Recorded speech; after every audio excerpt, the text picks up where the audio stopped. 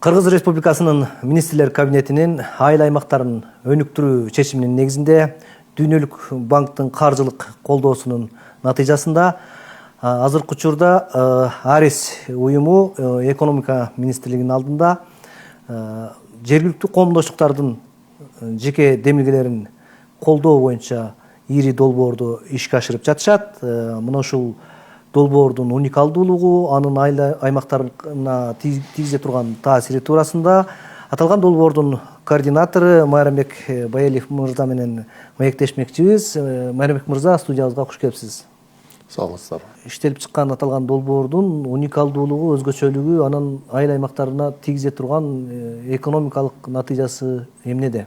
Былтыр 2025 жылдын 16 апрелинде ошол каржылоо боюнча, долбоорду каржылоо боюнча каржылоо келишимине президент тарабынан кол коюлгандан кийин, ошол мыйзамга кол коюлгандан кийин 25 апрелде күчүнө кирип өзүнүн жумушун баштады.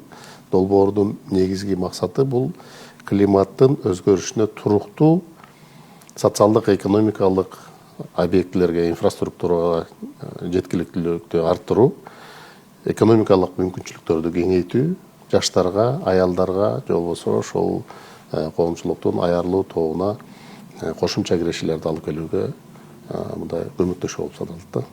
Анан негизинен биз бул долбоорду ишке ашырууда 3 багытта иш алып барып, 3 милдетти өзүнө камтып атат бул долбоор. Бул жерде ошол биринчи кезекте жергиликтүү деңгээлдеги бир чечимдерди кабыл алууда ошол жергиликтүү өз алдынча башкаруу органдарынын ошол элдерди, жеке жарандарды, же болбосо коомдук жарандарды катышуусун калыптандыруу боюнча, көөндөмдөрүн жакшыртуу боюнча жумуштар аткарылып, иштер жүргүзүлөт. Экинчи багытында бул социалдык, экономикалык инфраструктурага жеткиликтүүлүктү жакшыртуу. Ошол эле жергиликтүү коомчулуктардын ошол социалдык инфраструктурага жеткиликтүүлүгүн жакшыртуу болуп, анан үчүнчүсү багыты бул социалдык, экономикалык деп айтып атабыз. Андан тышкары ошол киреше алып келе турган долбоорлорду ишке ашыруу, же болбосо ошол аялдарды, же болбосо жаштарды, же аз камсыз болгон үй бүлөлөрдүн өкүлдөрүн жумуш орду менен камсыз кылуу багытында жумуштарды алып барабыз деп атабыз. Биз бул жерде ошол 2025 жылдын 25 апрелден тартып жумуштарды баштадык. Ар бир ошол областта, айылдык аймакта жумуштарды баштаардын астын биринчи кезекте ошол команданы топтоп алып туруп, ошол долбоорду ишке ашыра турган команданы топтоп, анан ошол команданы окутуп, долбоордун максаты, анын тапшырмалары, ишке ашыруу механизмдери боюнча окууларды өткөрүп алып туруп, анан кийин ар бир областта, айылдык аймакта, ар бир айылда ошол киришүү чогулуштарын өткөрүп, долбоор эмне максатта иш алып барат, эмне жумуштарды аткарат, ошол боюнча кеңири маалыматтарды жеткирүү боюнча жумуштарды аткардык да. Жана айткандай эле ошол долбоордун максаты мына инфраструктурага жеткиликтүүлүктү жакшыртуу, социалдык, экономикалык инфраструктурага киреше алып келүүчү булактарды көбөйтүү, кеңейтүүгө багытталган жумуштар. Негизги артыкчылыктуу багыттар ошо айылды көтөрүүдөгү ошо инфраструктуралык долбоор болобу, же болбосо инвестициялык долбоор болобу, негизги кайсы көйгөйлөрдү чечүүгө багытталып атат, кайсы багыттарга артыкчылык берилип жатат?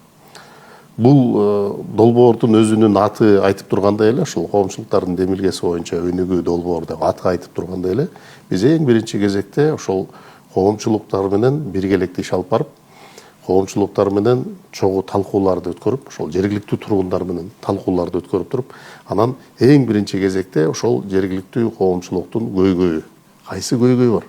Бала бакча болобу, мектепке кошумча имарат болобу, жол, суу, электр энергиясын берүүнү жакшыртуу, маданият үйү, жаштар борбору, же медициналык кызмат көрсөтүүлөрдү жакшыртуу, ФАП куруу, ГСВ куруу, кандай көйгөй болсо, мына ошону эл өзү көтөрүп чыгыш керек. Эл көтөрүп чыккандан кийин айыл өкмөттүн атайын жумушчу тобу бар. Ошол жумушчу топко ар бир айылдан көйгөйлөр алып келиш керек да, ортого салынып, анан айыл өкмөтүнүн жумушчу тобу аны иргеп өз-өзүнчө карап чыгып, мисалы үчүн мына бул айылдан ФАП куруу келиптир, кийинки айылдан бала бакча куруу келиптир, бул айылдан жолду ремонттоо келиптир деген сыяктуу баарын аныктап алып, эми ФАП айталык титулга кирди, бул мамлекеттин эсебинен мына курулган атат, бул стим грант эсебинен деп же болбосо бунун куруу мөөнөтү өтө узак экен, долбоордо каралып аткан каражаттар жетпейт, муну кийинки жылдары өздөрү тартиптеп тактап алып туруп, анан кийин ошол аныкталган чакан долбоорду мукташтыкты айыл өкмөтүнүн социалдык экономикалык өнүктүрүү программасына киргизип, анан ошол социалдык экономикалык өнүктүрүү программасын жергиликтүү кеңеш бекитип бергенден кийин ошол бекитилген жергиликтүү социалдык экономикалык өнүктүрүү программасын долбоор каржылоого милдеттүү болот да. Демек, эл көтөргөн көйгөйлөрдү биз каржылоого милдеттүүбүз. Бул бала бакча, мектеп, жана айткандай эле ошол социалдык инфраструктура. Элдин турмуш тиричилигине, же болбосо жашоо шартына бир эртеңки күнү бир өнүгүшкө өгөөлүгү боло турган бир жеңилдик боло турган долбоорлордун баардыгын эл көтөрүп чыкса, биз каржылоого милдеттүү болобуз да. Акчанын суммасы, анан акчаны ким башкарат? Мына ошол айыл аймактарындагы жергиликтүү коомдоштуктар кандай формада сиздерге жолдомолорду бериш керек? Бизнес долбоорлор болуш керекпи? Социалдык долбоорлор болобу? Ал жактарда ошо жергиликтүү коомдоштуктар демилгелеп жаткан учурда ошол долбоорду айыл аймактарынын башчылары координация кылабы? Ким жоопкерчиликти алат? Жогортон ким көзөмөлдөйт? Ошол туурасында да айтып өтсөңүз. Долбоор башталаардын астын Кыргыз Республикасынын министрлер кабинети тарабынан долбоорду аткара турган уюм, анан долбоорду ишке ашыра турган уюм деп биринчи кезекте аныкталган. Долбоорду аткара турган уюм, бул долбоордун аткара турган уюму бул экономика жана коммерция министрлиги жалпы көзөмөл жүргүзүү. Ал эми жеринде жалпы жумушту аткарып ишке ашыра турган уюм бул Кыргыз Республикасынын коомчулукту өнүктүрүү жана инвестициялоо агенттиги АРИС. Мына ушул эки уюм тыгыз иш алып барып, өнөктөштүктө долбоорду ишке ашырыш керек да. Анан кийинки жана сиз айтып аткан айыл өкмөт, башка уюмдар менен дагы тыгыз иш алып барып, алар менен өнөктөш катары долбоордун тапшырмалары, ишке ашыруу механизмдери менен кандай максаттарды көздөйт, мына ошол боюнча анан биргеликтүү иш алып барыш керек болот. Ал жерде эки багытта иш алып барабыз деп айтып атабыз. Бул социалдык инфраструктураны жакшыртуу багытында жумуштарды. Бул жерде ошол 40 айылдык аймак менен иш алып барып атабыз. 40 районда 40 айылдык аймак менен. Ошол ар бир айылдык аймакта кепилденилген ошол сөзсүз түрдө бирден социалдык инфраструктураны жакшыртуу боюнча бирден долбоорду ишке ашырабыз. Буну жана сиз айткандай жериндеги көзөмөл бул ошол жергиликтүү өз алдынча башкаруу органдары. Жергиликтүү өз алдынча башкаруу органдарынын жанагы жумушчу тобу, анан аппаратынын кызматкерлери ошол жериндеги жумуштардын баардыгын элге барып, ошол фокус топторун уюштуруп, алардын кандай көйгөйлөрү бар, эмне маселелери бар, кайсы көйгөйгө биринчи кезекте көңүл буруш керек, ошонун баардыгын аныктап алып чыгып, ар бир айылдыкын өзүнчө алып келип туруп, анан кийин жалпы координация кылып бүт баарын өзүнчө алып келиш керек дагы. Айыл аймактын деңгээлине алып чыгып, айылдык аймактын деңгээлинде анан кийин аныктап алып чыгып, ошол жана социалдык экономикалык өнүктүрүү программасына киргизип, айылдык кеңештен бекитип, андан кийин мына биз ушуну бекиттик, ушуну таптык деп туруп, анан жалпы координация кылып, ошол жумуштардын баарын жасоо жагы айыл өкмөткө берилген. Айыл өкмөт менен иш алып барабыз.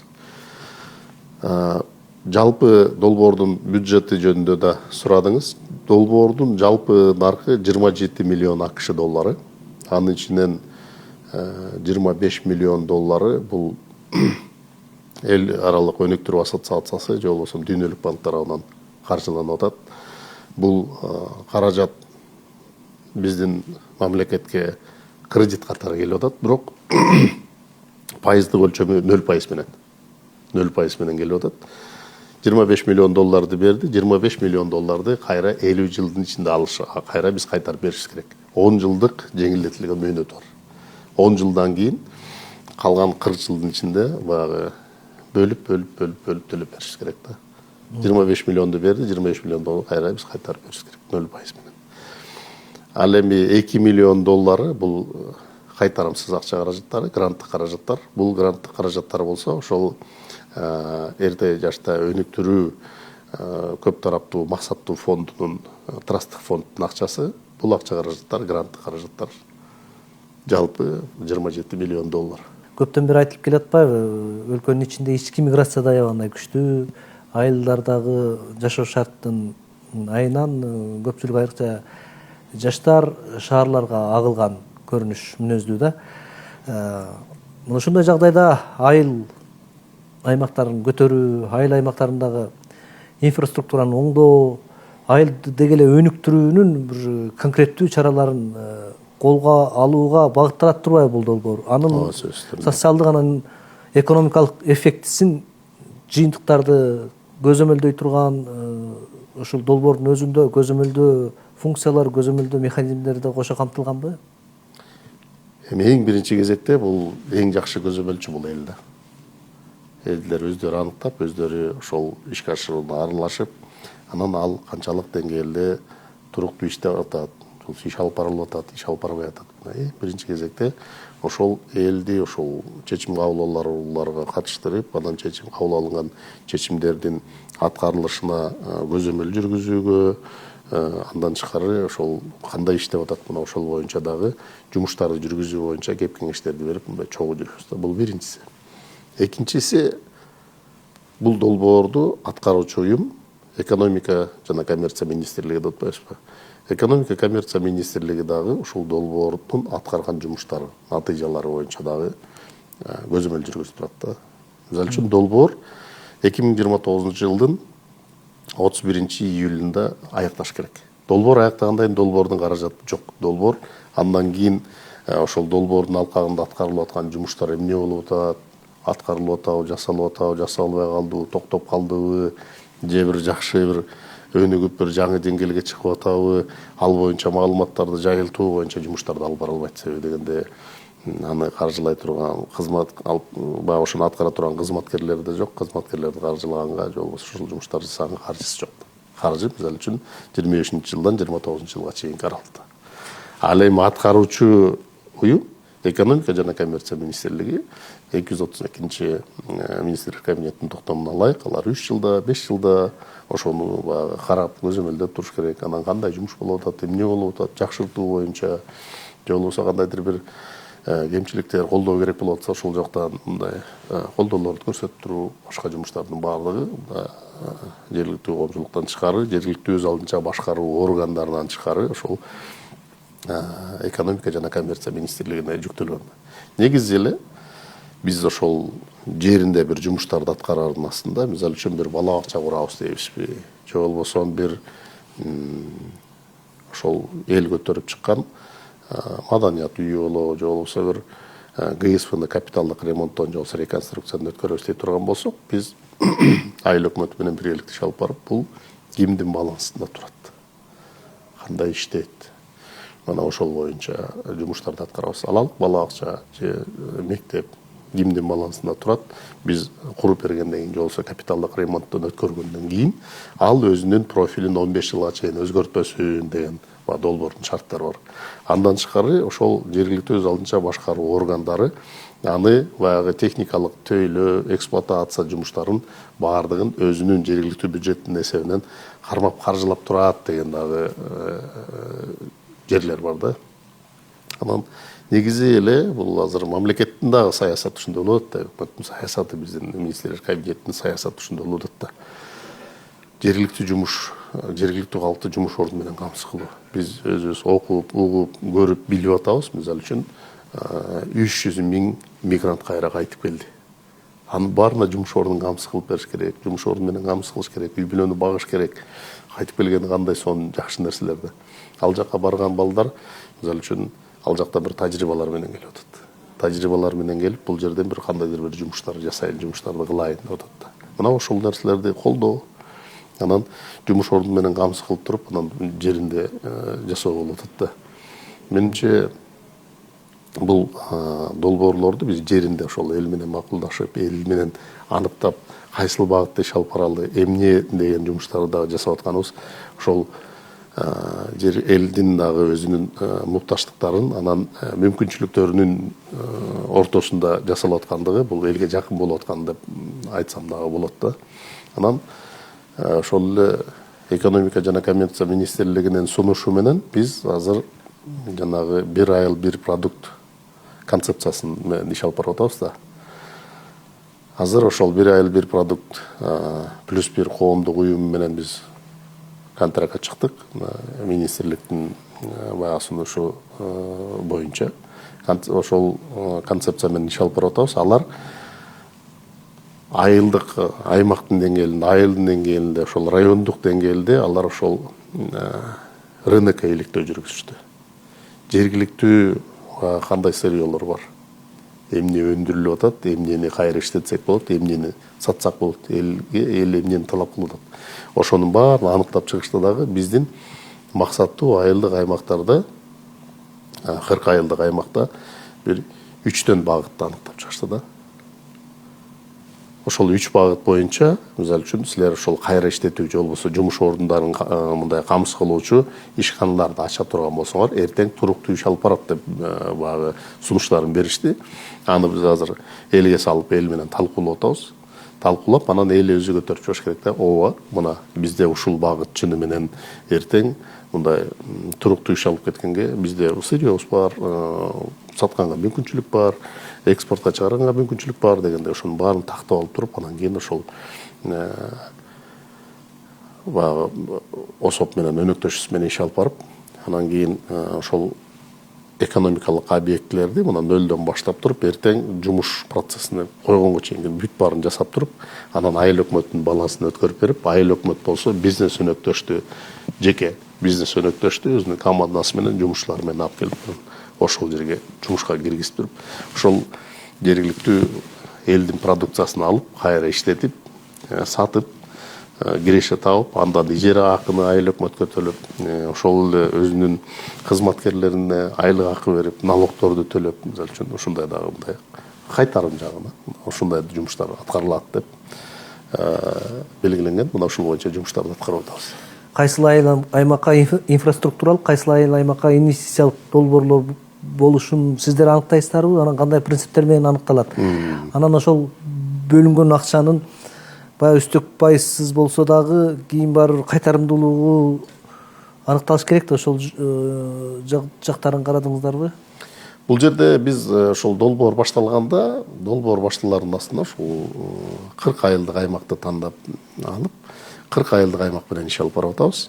40 айылдык аймакты аныктап алганда биз ошол айылдык аймакта жашаган элдин саны, райондук борбордун алыстыгы, элдин жакырлыгы, анан мамлекеттен дотация алуу көлөмүнүн азыраак болушу деп ушул 4 критерий негизинде айыл өкмөттөрдү тандап алдык дагы. Ошол айыл өкмөттөрдө баягы ишти алып бара турган болдук мына. Анан долбоор тарабынан жана сиз айткандай социалдык инфраструктураны, социалдык экономикалык инфраструктураны жакшыртууга долбоор тарабынан $450,000 акча каражатын беребиз. 35,000ден ашыгыраак акча каражаттарын ошол социалдык инфраструктураны жакшыртууга ошол 40 айылдык баарына ар бирине берилет, баардыгына берилет. Бул баягы кепилденилген акча. Мына сиз ушул айылдык аймак кирди, ушул айылдык аймакка $450,000. Ал жерде бала бакча болобу, же таза суу маселеси болобу? Эл өзү көтөрүп чыккан, эл мына биздин муктаждыгыбыз деп, биринчи кезекте муктаждыгыбыз деп аныктап берип, социалдык экономикалык өнүктүрүү программасына кирип, айылдык кеңеш бекитип берген долбоорду биз каржылоого милдеттүүбүз. Бул $450,000. Бул биринчи багыт дейлик. Экинчи багыты бул киреше алып келүүчү долбоорлорду ишке ашыруу, жумуш орундары менен камсыз кылуу, аял жолдошторду, жаштарды, аз камсыз болгон үй бүлө өкүлдөрүн жумуш орундары менен камсыз кылып, үй бүлөлүк кирешесин кеңейтүүгө мүмкүнчүлүк, ошол эле учурда ошол жерде жашаган калктын өндүргөн продукциясын кабыл алып, кайра иштетип, рынокко чыгаруу багытында жумуштар. Киреше берүүчү тармакка. Киреше багытында, ооба, киреше берүүчү тармак. Бул багытта болсо ошол $200,000 $300,000 чейин акча каражаты берилет деп атабыз дагы. Ошол тандалып алынган 40 айылдык аймактан ичинен 15-20сы алганга мүмкүнчүлүк алат да. Алар кайсы айылдык аймактар деген ошол дегенде бул ошол 40тын ичинен ошол биринчи тармактын акчасын өндүрүүдө, же болбосо ошол багытта жанагы эл менен иштешүүдө жакшы көрсөткүчтөрү бар айылдык аймактар. Жакшы көрсөткүчтөрү бар, жакшы иш алып барган айылдык аймактар биринчи кезекте ошолор. тандалып алыныш керек дагы. Анан алардын ичинен анан кийин жанагы киреш алып келе турган долбоорлорду даярдап, баарын даярдап, анан алардын ичинен уже кайсынысын каржылоо боюнча атайын жанагы ОСОК концепциясы менен иш алып барабыз деп атпайбызбы? Ал жакта ушул бренд комитет деп атайын тандап ала турган комиссия түзүлүп, өкүлчүлүктүн деңгээлинде, ыйгарым укуктуу өкүлчүлүктүн деңгээлинде түзүлүп, анан ошол ыйгарым укуктуу өкүл аппаратынан, жергиликтүү коомчулуктан, баягы жарандык коомдон бул атайын комиссиялар түзүлүп туруп, анан кийин 40 айылдык аймактын ичинен 15-20сын бизге тизмектеп бериш керек. Анан ошолорду анан биз аларды окутуп, бизнестерди башка жанагы ОСОК менен биргеликте акселерацияларды жүргүзүп, же болбосо кандай сырьёлор бар, ошол сырьёлордон кандай продукцияларды чыгарса болот, эмнелерди жасаса болот, каяка сатса болот, ошонун бүт баарын рецепттерин даярдап, анан аны таңгактагандан кийин таңгактагандагы анын дизайнын жакшыртуу боюнча аны кантип жасаш керек, анан деги эле өндүрүш боюнча тренингтерди кантип өндүрүп, кандай кылып каяка алып барат, анан анын ичинен ошол жетекчиси ким болот, бухгалтери ким болот, айталык тиги снабженци ким болот, ким алып келип, ким башка кылат деген сыяктуу баягы ролдорун бөлүп алышып туруп, анан ошо менен анан жумуштарды аныктап, анан жылып кетиш керек болот да. Долбоордун негизги мүнөзү баягы балык эле бере бербей, балыкты уулай турган тиги кайырмагын кошо бер деген принципти ичине камтыган экен анда бул долбоор. Сөзсүз түрдө баягы окутуп, көрсөтүп, үйрөтүп, андан ары ошол жумуш орундары менен камсыз кылып, андан ары кайра эле кийинки донорду же болбосо кайра эле өкмөт качан бизге кайра жаңы долбоор алып келет деп күтүп отурбастан өздөрү баягы жумуш орундарын камсыз кылып, элдин продукциясын алып, кайра иштетип, андан ары ошол жумуш орундарын камсыз кылып. Ошондо бул жанагы киреше берүүчү тармактарды колдоо этабында жеке тараптар, ошо айыл аймактарындагы жеке ишкерлер, жеке адамдар деле тиги жолдомо бере алат экен да. Ооба, сөзсүз түрдө. Мисалы үчүн биз айтып атпайбызбы, жанагы ОСОК концепциясы боюнча ОСОК плюс бир жанагы коомдук бирикмеси менен иш алып барып атабыз деп. Анан алар жанагы багыттарды аныктап бергенден кийин, эл аныктап, мына могул багытты аныктадык дегенден кийин, ушул багытта иштеп аткан ишкерлер, же болбосо ушул багытты мен башынан баштап иштейм деген кызыктар тараптарды чогултуу боюнча катышуусу үчүн атайын баягы жарыя берип, атайын тиги заявкаларды беребиз дагы, ошолорду алып келип чогултуп, анан алар келип жанагы тренингтерге катышып, окуулардан өтүшүп, анан өздөрүнүн баягы мен эгерде ушуну ала турган болсом, ушул мүмкүнчүлүк мага колума тие турган болсо, мен кандай жумуштарды жасайм? Эмне кылып мен эртең жумуш орундарын камсыз кылам, же болбосо кандай кылып мен ушуну туруктуу иштетем? Ошонун баарын көрсөтүп бериш керек да. Алалык мисалы үчүн жана кара өрүктү ургатып сатуу боюнча дейлик. Мына ошол боюнча бир цех кура турган болсок, ошол цех толугу менен айыл өкмөтүнүн баласына өткөрүлүп берилет, айыл өкмөттүк болот. Ал эми бизнес өнөктөш болсо, аны ижарага алып туруп, анан аны иштетиш керек дагы, анан тиги айыл өкмөткө ижара акысын төлөп, налогун төлөп, жумушчуларды алып, жумуш орундарын төлөп иштеш керек болот да. Анан ошол мына кара өрүктү кайра иштетүү боюнча багыт аныкталды. Ушул багыт боюнча ким иштейт десең, анан бирөө келиши мүмкүн. Мен бул багытта мына иштеп атам өзүм. Мына моундай мүмкүнчүлүктөрүм бар. Азыр баланча киши менен иш орду менен камсыз кылгам, мына моундай социалдык төлөмдөр жүргүзүп тургам, мынча налог төлөгөм деген балким жасап аткан жумушун кеңейтүү боюнча бирөө келиши мүмкүн. Бирөө келиши мүмкүн. Мына ушуну мага берсеңер, мен азыр жаңыдан ушуну жасайт элем, бирок менде мындай тажрыйбалар бар, мен муну кылат элем деп мага кичинекей бир жарыя болуп, анан элдер ошол жерге топтолгондон кийин, балким ошол экөө биригип туруп, анан бир иш алып барат. Демек бул жерде жанагы ГЧП, мамлекеттик жекелик өнөктөштүктүн принциптери дагы колдонулат экен. Сөзсүз. Эми азыр биздин бул случайда ошол муниципалдык жеке кызматташтык болот да. Долбоор бүткөндө, же болбосо долбоор иштеп жаткан учурда бир көрсөткүчтөр, критерийлер коюлабы? Мисалы үчүн ушул долбоор менен иш алып барганда мындай жумуш орундары сөзсүз же башка бир критерийлер боюнча мындай болуш керек, жакырчылыктын деңгээлин азайтуу, кыскартууга багытталган, ошол айлелине ошол жергиликтүү коомдоштуктардын өзүнө пайда алып келе турган конкреттүү бир жыйынтыктарды аныктай турган бир индикаторлор коюлганбы? сөзсүз негизи бул аткарылып аткан долбоорлордун баардыгы мамлекеттик программалар менен шайкеш келет да. Мамлекеттик программалардын кандайдыр бир тапшырмаларын, кандайдыр бир багыттарын, мамлекеттик программа бул чоң программа да. Анан ошону ишке ашыруунун бир жолу, же болбосо бир кичинекей бир багыты, же болбосо ошону ишке ашырууга кичинекей жардам катары келет да бул долбоорлордун баардыгы. Анан бул сөзсүз түрдө мисалы үчүн ошол эле мамлекеттик программаларда жана өнүктүрүү программаларында кандай тапшырмалар коюлса, мына ошолорду аткарганга келет да. Мисалы үчүн бул долбоордун алкагында климаттын өзгөрүшүнө туруктуу болгон долбоорлорду ишке ашыруу деп атабыз да. Кеминде ошол аткарыла турган жана сиз айтып аткан социалдык инфраструктуранын кеминде бир 70% ошол климаттын өзгөрүшүнө туруктуу долбоорлор болуш керек. Анан ал мисалы үчүн алалык бала бакчаны эле кура турган болсок, ал сөзсүз түрдө багы энергоэффективный деп атпайбызбы? Ошондой долбоор болуш керек. Ал сөзсүз түрдө багы эң эле бери дегенде класс Б болуш керек да. Ал багы жылууланыш керек. Балким ошол жерде мүмкүнчүлүктөр боло турган болсо, жанагы жылытуучу коллекторлор болуш керек, сууну жылытуучу. Балким жанагы жылуулук насосторун коюлуш керек. Жылуулук насосторун койгондо электр энергиясын зарплаты аябай төмөн болот да. Бул биринчи көрсөткүч.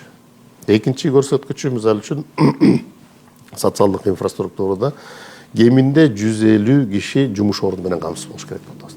Бала бакчаларды кура турган болсо, ал жерге тарбиячы келиш керек, директор келиш керек деген сыяктуу да. Кеминде 150 адам жумуш орду менен камсыз болуш керек. Тиги киреш алып келүүчү жагынан кеминде 350 киши жаңы жумуш орду менен камсыз болуш керек. Кеминде 500 бала бала бакчага барыш керек деген ушундай көрсөткүчтөр бар.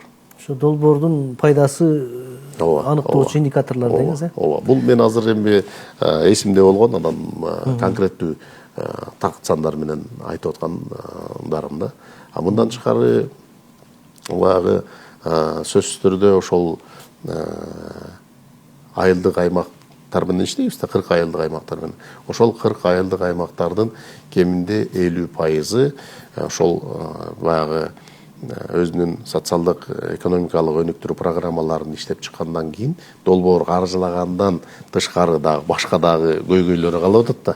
Ошол көйгөйлөрүн дагы башка жактарга берип, башка жанагы донордук уюм болобу, же болбосо биздин өзүбүздүн багы өнүктүрүү фонддору болобу, ошол жактарга кайрылып, ошол жактардан дагы ошол өздөрүнүн социалдык экономикалык өнүктүрүү программаларын ишке ашыруу боюнча жумуштары болуш керек, жакшырыш керек деген дагы мисалы үчүн жактары бар да. Шайкеш келиш керек экен да. Сөзсүз. Анан жашыруун эмес, биздин айыл аймактарыбызда аябаган эле көп социалдык көйгөйлөр толтура. Канча жылдардан бери жер бөлүнүп берилип, бирок бала бакчалар же болбосо ошо жергиликтүү эмкана долбоорлоштуруп, бирок каржынын жоктугунан токтоп турган айылдар бар. Жанагындай капиталдык салымдар боюнча республикалык бюджетке киргизилип, бирок улам жылып, кезеги жетпей, канча жылдан бери кезек күтүп, 5 жылдан 10 жылдан бери бала бакчалар курулбай турган айылдардын акыбалына күбө болуп турабыз. Эгерде ошол айылдар ушу биздин бала бакчаларыбызды ушул долбоордун негизинде куруп берсеңер жакшы болот эле десеңиз деп суранчы кыла турган болсо, куруп бере аласыздарбы? Мисалы үчүн мына бизге бала бакчаны куруп бер десе эле, барып эле куруп бере салган менимче өзү кичине туура эмесирээк да. Ошол жерге бала бакча курганда, мисалы үчүн айталык бир 100 орундук, 75 орундук, 50 орундук бала бакча куралы дейли. Ошого келе турган балдар барбы? Ошончо бала барбы? Анан аны кургандан кийин ал жерде тарбиячы башкалар менен камсыз кыла алабызбы деген маселелер да. Мына аныктап чыктык. Андан кийин биз биринчи кезекте агартуу министрлиги менен макулдашыбыз керек.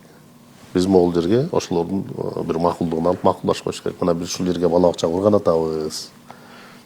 Айыл өкмөттөр менен ошол жерде балдар барбы, канчалык деңгээлде, муктаждыктын деңгээли канчалык? Ооба, муктаждыктын деңгээли канчалык? Же болбосо бир ФАП куралы, ГСВ куралы деп атсак, ал жерде саламат сактоо министрлигинин өзүнүн талаптары бар.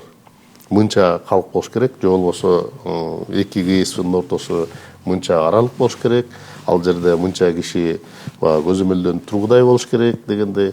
Андан тышкары ошол жерде иштей турган, эртең ошол эмканада иштей турган медициналык кызматкерлер болуш керек деген жактар бар да.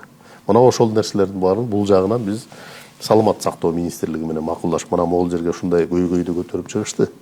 Биз ушул жерге куралдап атабыз деп, анан алар да өздөрүнүн планында бар нерсе болушу мүмкүн да. Туура, ооба, ошол жерге керек. Мына биздин да планда бар. Силер муну кура турган болсоңор, биз өз тарабыбыздан тарбиячыларды беребиз, башканы беребиз, каржылоону карайбыз. Же болбосо биз медициналык кызматкерлерди беребиз, башканы беребиз, биз башка жактарын каржылайбыз, колдойбуз деген сыяктуу болуш керек да. Сиз айтып аткандай, балким азыр эми Кудайга шүгүр жылына угуп калып атпайбызбы, жүздөгөн мектептер курулуп бүттү депчи, мамлекеттин эсебинен деп. Балким ошол курулбай аткан жерлер жанагындай муктаждыктын жогунан туруп калып аткан учурлар болушу мүмкүн да. Ошол себептен биз биринчи кезекте ошол муктаждыктарга көбүрөөк көңүл бурушубуз керек да. Бизде мен айтайын деген мүмкүн баягы чын эле муктаждык бар, бирок жанагындай капиталдык салымдар боюнча жалпы программага кирип, мамлекеттик программага, бирок 5 жылдап, 10 жылдап кезек күтүп калган учурлар да бар да. Республикалык бюджетке кирип калган долбоорлор сиздер тарабынан каржыланбайбы? Ушу шайкештиктин түшүндүм. Айырмачылыктарын чечмелеп коесузбу деген. Түшүндүм. Эми бул жерде эң биринчи кезекте биз ошол жергиликтүү өз алдынча башкаруу органдары, айыл өкмөтү, анан кийин айылдык кеңештин депутаттары деп атпайбызбы? Айыл өкмөтү ал өзүнүн жанагы жумушчу тобу менен жана социалдык экономикалык өнүктүрүү программасын иштеп чыгып, ошол жака долбоорлорду киргизип туруп, анан айылдык кеңеш бекитип бергенден кийин биз аны каржылоого милдеттүү болуп калабыз деп атпайбызбы? Ошол жака киргизген, киргизбегенде болот да маселечи. Анан эгерде жана сиз айткандай ошол каржыланат деп мындай кезекте турган боло турган болсо, биз анда сөзсүз түрдө балким финансы министрлигине кайрылабыз. Мына могул жерде ушуну берип атат. Бул качан каржыланат мисалы үчүн. Анан эгерде анын ошол каржылоо булактары аныкталып, мисалы үчүн үстүбүздөгү жылы, же болбосо кийинки жылы каржыланат деген мисалы үчүн баягы кепилдик бар боло турган болсо, анда ошол эле айылдан башка бир муктаждыктарын чечип койгон жагын сунуштайбыз. Мына буга чейин биздин баягы алгачкы президент Аскар Акаевдин тушунан бери анда ушу өкмөттүк мамлекеттик деңгээлде жогорутон ылдый карап сунушталган аябагандай көп мамлекеттик программалар болду да. Бул ошол эле социалдык мобилизация, жакырчылыкты жоюу деген сыяктуучу аябагандай күчтүү идеялар, сөз жок.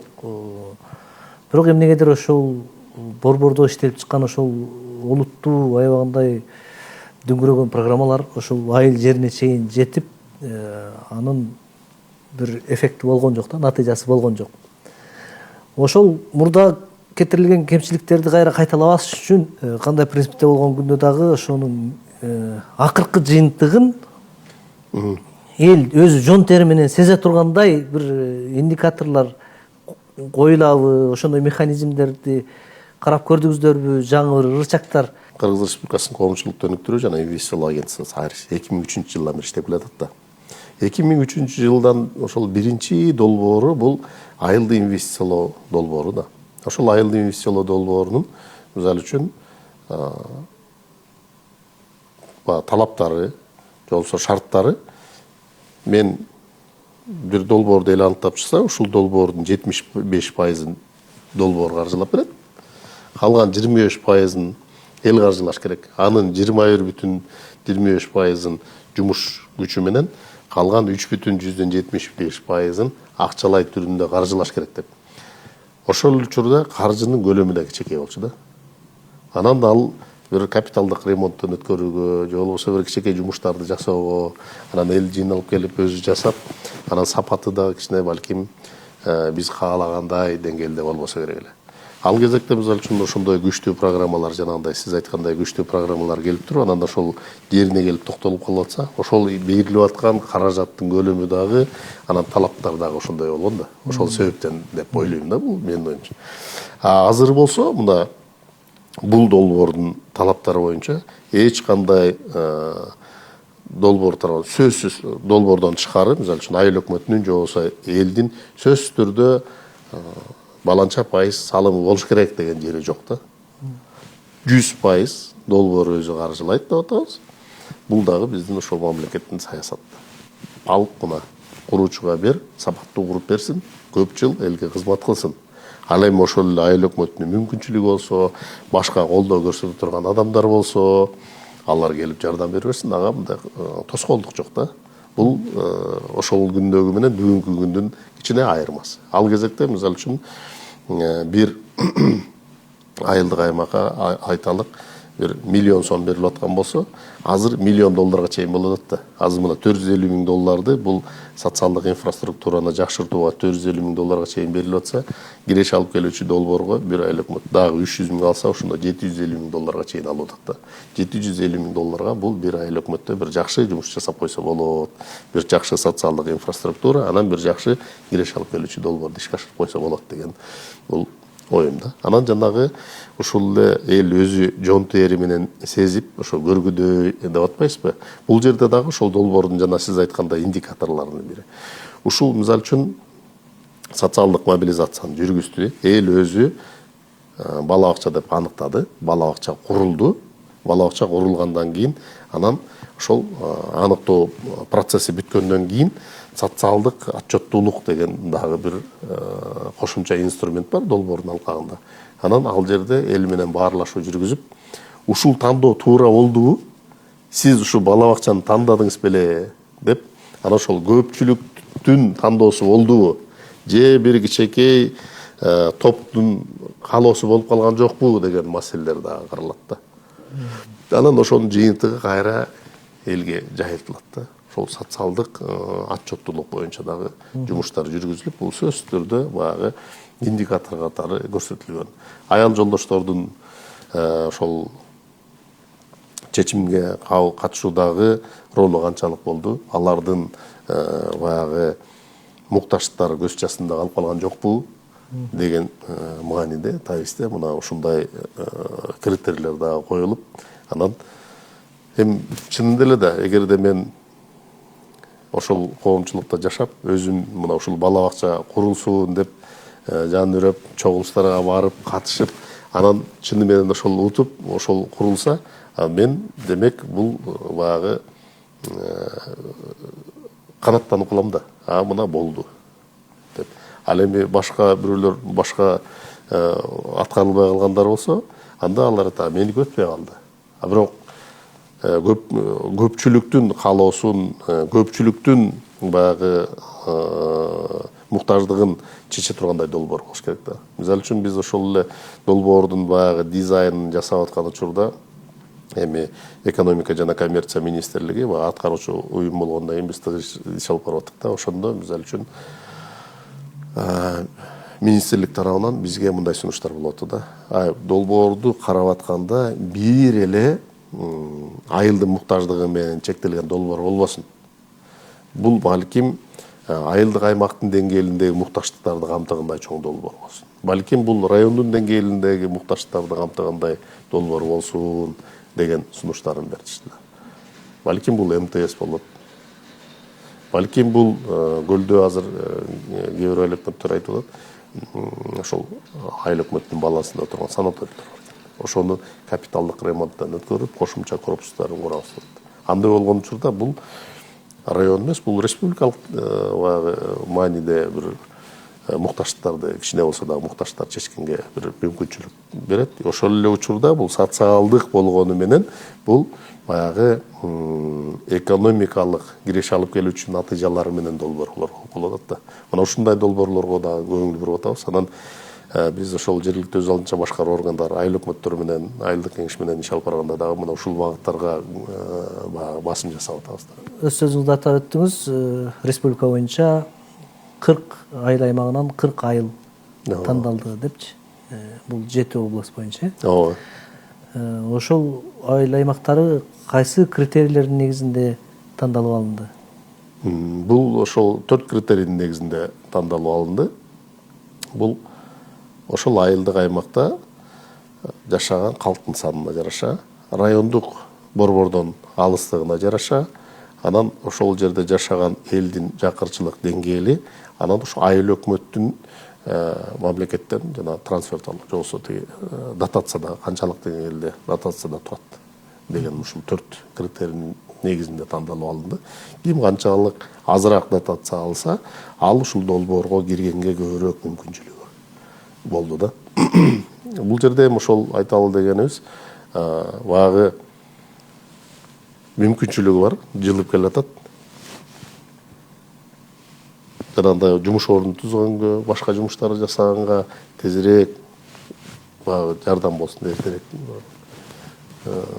мүмкүнчүлүк болсун деген дагы ой болду да. Уктап жаткан айыл өкмөттөр да бар да, айыл аймактары мындай качан барып айтмайынча демейинче. Бирок ошол учурда буга чейин эле баягы өкмөттүк программадан пайдаланып, дотациясынын акчасын алдын ала алып, кайсы бир инфраструктуралык же болбосо социалдык долбоорлорду утуп алып, өздөштүрүп, жана мамлекеттик республикалык дотациядан чыгып кеткен айыл өкмөттөр бар да. Ошолор катыша алабы же баягы уктап жаткан айыл аймактарындагы ойготууга багытталган бир принциптер, бир механизмдер да киргизилдиби? Азыр мына жанагы 4 критерийдин негизинде 40 айылдык аймак, ар бир райондон бирден 40 райондо 40 айылдык аймак тандалып алынды. Эми буйруса бул долбоордун аркасынан дагы жаңы долбоорлор келсе, кийинки айылдык аймактарды тандап алып жүрүп отуруш керек да. Балким Кудай буйруса, балким ошол 435 баягы реформадан кийин АТРден 435 айылдык, 235 айылдык аймак болуп калса, балким кийинки этаптар менен барып отуруп, бардык айылдык аймактар камтылыш керек болот да. Бардык айылдык аймактар камтылып, анан ошол жерде жанагындай социалдык инфраструктурасын жакшыртуу боюнча, же болбосо жанагындай киреше алып келүүчү долбоорлор ишке ашырыш керек болот да. Мына ошондой болуп негизи бардыгы камтылса, жакшы болот эле да. Бирок сиз айткандай, биринчи кезекте ошол жанагы тың айылдык аймактар. Анан ошол жанагы киреше алып келүүчү долбоорлорду дагы ишке ашырууда тың айылдык аймактарды отпайбызбы?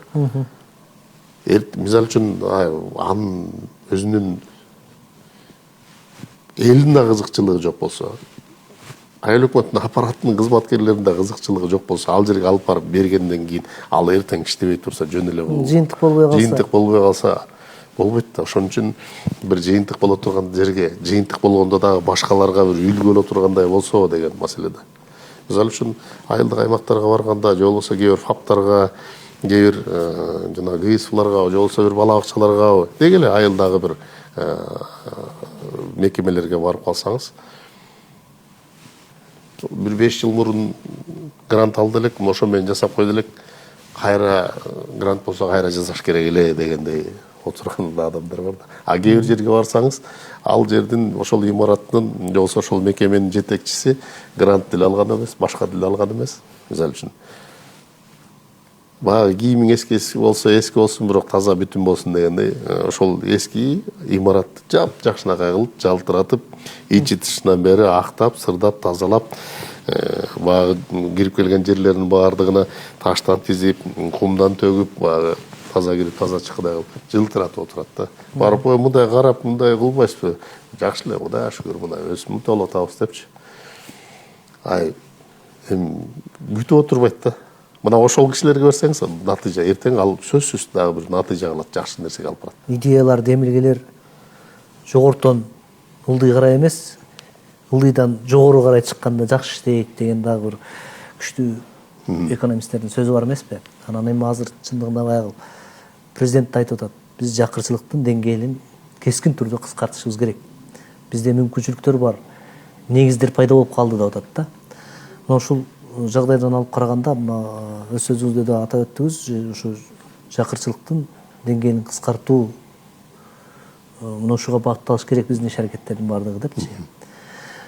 Ошол жергиликтүү коомдоштуктардын лидерлери менен, ошол аймактардын башчылары менен мындай жолугушууларда, жыйындарда ушул маселени коюп жатасыздарбы?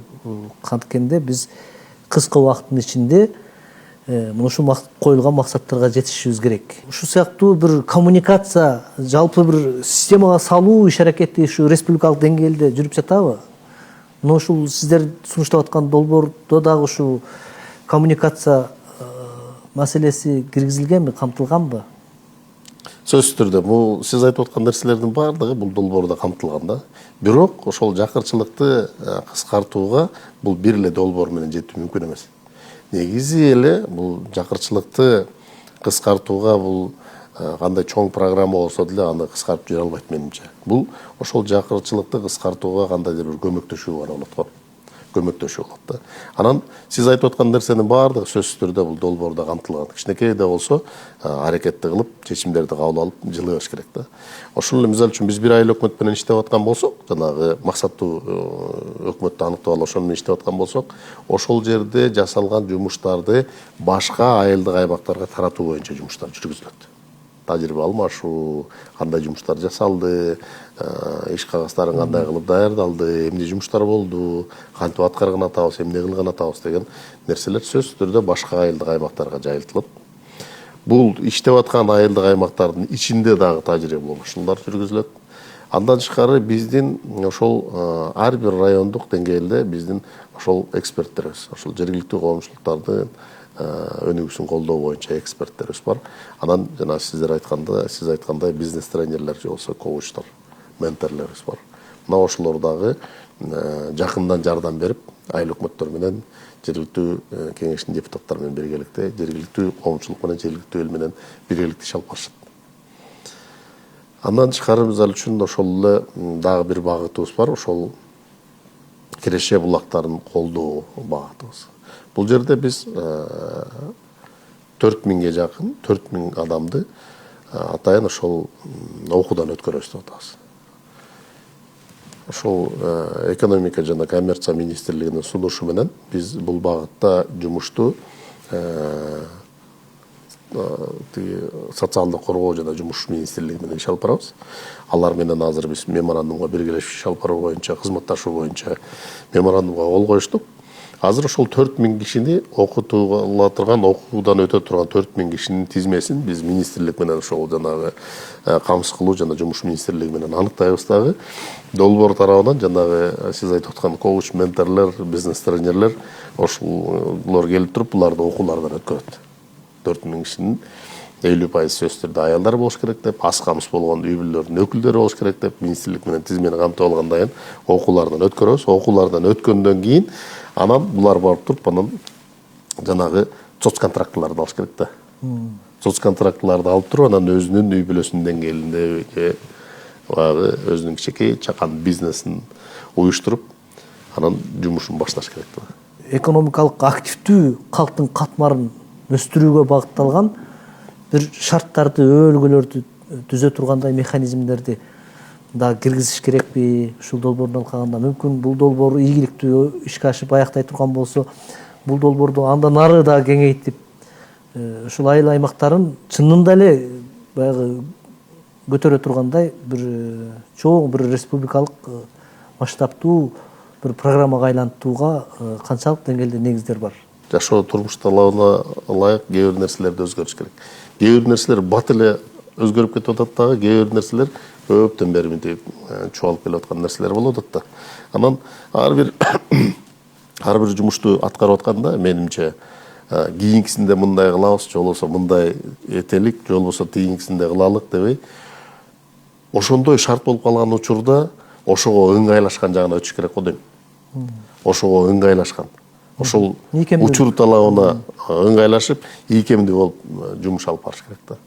Азыр мисалы үчүн мына айтып атпайбызбы, тиги биз ишке ашыра турган уюм жеринде ишке ашырып атабыз. кандайдыр бир маселелер чыгып кала турган болсо, кандайдыр бир көйгөйлөр чыгып калса, аткаруучу министрлиги менен келип туруп, башка программаларда дагы ошондой жумуштар болуп атат, же болбосо башка партнерлордо дагы бир жумуштар чыгып калып атат да. Кандайдыр бир шайкеш келбей калган жерлер болсо, ошо министрлик аркылуу ошолорду жалпы координация кылып туруп, жана сиз айткандай бир багытка алып келип, бир нукка салып коюш керек да. Анан жумушту жылдырып кете бериш керек. Менимче кийинки программада минтелик, кийинки программада деп күтпөстөн азыр ийкемдүү болуп, азыр жылыш керек го дейм. Анан кийинки программага чейин ал уже мүмкүн ал маселелер чечилип калат дагы бир жаңы деңгээлге, башка нукка, башка деңгээлге өнүп калышы мүмкүн да. Ошон үчүн азыр күнүгө иштеп атканда изденүү менен кайсы жакта эмне болуп атат бир маалыматтарды алуу менен бир мындай бир орунга турбай бир элге жетип калса экен, болуп калса экен деген бир ниет менен аракет кылыш керек да. Сиздердин колуңуздарда эми статистикалык маалыматтар да бар да. Ошонун негизинде иштелип чыккан бир социалдык карта барбы? Мисалы үчүн жалпы Кыргызстан айылдарында таза суу менен камсыздоонун деңгээли мынандай деңгээлге жетти, мынанча деңгээлде ишке аша элек, бала бакчалар менен камсыздоо мындай, же башка социалдык объектилер боюнча? Бизде бар. Ошол эле жана сиз айткандай таза суу боюнча маалыматтарды атайын программа иштелип чыгып туруп, анан бүт айылдык аймактагы баягы маалыматтардын баардыгы бир жерге топтолгон. Ал бар. Мисалы үчүн ошол таштанды жайлар боюнча дагы бүт маалыматтардын баарын топтоп алып чыгып, азыр биздин ал боюнча дагы маалыматтарыбыз бар. Ошол эле учурда мисалы үчүн биз буга чейинки ишке ашырган долбоорлордун алкагында жана ГИС карта деп кайсы жерде кандай көйгөйлөр бар, анан кайсыл жерде кандай жумуштарды аткардык. ГИС карта деп ошону интернетке кирип, биздин сайтка кирип, ошол жактан карап көрүүгө да болот да. Мондай жумуштар кылылыптыр, муну жасалыптыр, мындай жасалыптыр. Андан тышкары биз буга чейинки долбоорлордун алкагында жанагы аз камсыз болгон үй бүлөлөрдүн дагы немесин, картасын жасадык да. Ал жерде мисалы үчүн 40 000 ошол биз өткөнкү долбоордо жергиликтүү коомчулуктарды колдоо долбоору деп Ош Жалал Абад, Баткен областарында иштеп, ошол жерде 40 000 үй бүлөнү ошол картага түшүрүп, кайсы айылда анын жакырчылык деңгээли кандай, эмне, же болбосо ал бир айылда мисалы үчүн 5 түтүн, же болбосо 10 түтүн, 20 түтүн, 30 түтүн, анан алардын тизмеси менен балан түкүн мына ошондой кылып жумуштардын баардыгы жасалган. Бул жумуштардын жасалып атат, бул нерселер бар да. Бирок бул жумуштар долбоордун деңгээлинде болуп эле ошол жерде камтылып атат да. Балким ушул нерселердин баардыгын санарип аймакка байлаш керек. Ошол эле жергиликтүү бийликтин, жергиликтүү өз алдынча башкаруу органдарынын, министрлер кабинетинин, экономика жана коммерция министрлигинин, Аристин, жалпы эле ошо айыл аймагына байланыштуу саясаты бирдиктүү иштелип чыккан саясаты болуш керекпи деген негизде айтылып атат да. Ооба. Бири менен шайкеш келген, ошол эле учурда бирин бири кайталабаган, бирок жалпы баягы орусча айтканда сообща бир ишти кылып атканда бир баягы жабыла көтөргөн жүк жеңил дегендей сыяктуучу. Азыр бул долбоордун алкагында буга чейинки маалыматтарымда да айттым. Мисалы үчүн биз бала бакча кура турган болсок, сөзсүз түрдө агартуу министрлиги менен, медициналык кызматты жакшыртуу боюнча бир жумуштарды аткара турган болсок, саламаттык сактоо министрлиги менен дегендейчи. Жанагы аз камсыз болгон үй бүлөлөрдүн өкүлдөрүн окутуу, анан алардын кийинки келечекте соцконтракттарды алуу боюнча баягы бир мүмкүнчүлүктөрү болсун үчүн баягы социалдык камсыздандыруу министрлиги менен деп атпайбызбы, мына ошондой жумуштарды аткарып атабыз депчи. Бул нерсе бар. Бул нерсе бар, долбоордо камтылган. Ушул нерсени биз канчалык деңгээлде мындай бир ийинине жеткирип аткарып атабыз. Ушундай маселе да. Турмуш көргөзгөндөй, мына азыр өкмөттө дагы, бюджетте дагы каражат болуп калды. Мына айрыкча чакан шаарларды өнүктүрүү боюнча өткөн жылы министрлер кабинети ушу Кара Балта шаарына, Токмок шаарына 1 миллиард сомдон каражат бөлүп, бирок аягы эмне болгондугу белгилүү болбоду. Мунун эми кесепеттери, түпкү себептери ар кандай айтса болот. жетекчилерден, адамдардан да көз каранды болбогон нерсе бар да, бул баягы системанын өксүгүндөчү ошону контролдоочу, көзөмөлдөөчү компонент коюлбай калгандайчы. Мына сиздердин долбоор ишке ашырууда ошол жагдайлар эске алынганбы? Антикоррупциялык компонент киргизилгенби? Ар бир кызматкер менен контракт түзүп атканда ушул кызматкердин этикасы, коррупция жана башка ушуга окшогон нерселерден алыс болуу, же болбосо өзүнүн алып жүрүм туруму боюнча ошол контрактта көрсөтүлгөн да. Аралашып кетпесин, ошол багытта бир кандайдыр бир жумуш болуп аткан, же болбосо ошол багытта бир кандайдыр бир күмөн саноолор болуп аткан болсо, сөзсүз түрдө бул жөнүндө билдирүү керек экендиги. Бул жөнүндө ошол багы ошол багытта иш алып барып аткан уюмга, донорлук уюмдарга билдирүү боюнча, мисалы үчүн бүт баардык немелер, контрактларды ар бир кызматкер менен бул боюнча иш алып барылат. Бул биринчиси. Экинчиси, аткарылып аткан долбоорлордун бүт баардыгы ошол жергиликтүү калктын көзөмөлүндө болот. Социалдык отчеттуулук деген маселе бар. Үчүнчүсү, бул акча каражаттары биз айтып атабыз, дүйнөлүк банк колдоо көрсөтүп атат деп. Бирок дүйнөлүк банк Кыргыз Республикасынын министрлер кабинетинин, Кыргыз өкмөтүнүн, Кыргыз мамлекетинин кепилдиги менен берип атат акча каражатын. Бул келген акча, бул бюджеттик каражат болот дагы. Анан бул жактан сарпталган каражаттын бүт баардыгын эсеп палатасы, тийиштүү органдардын бүт баардыгы текшерилет. Андан тышкары ошол донорлордун дагы операциондук аудиттери бар. Жасалып аткан жумуштарды биз канчалык деңгээлде көрсөтүлгөндөй жасап атабыз. Андан тышкары жыл сайын өтө турган баягы финансылык аудиттери бар.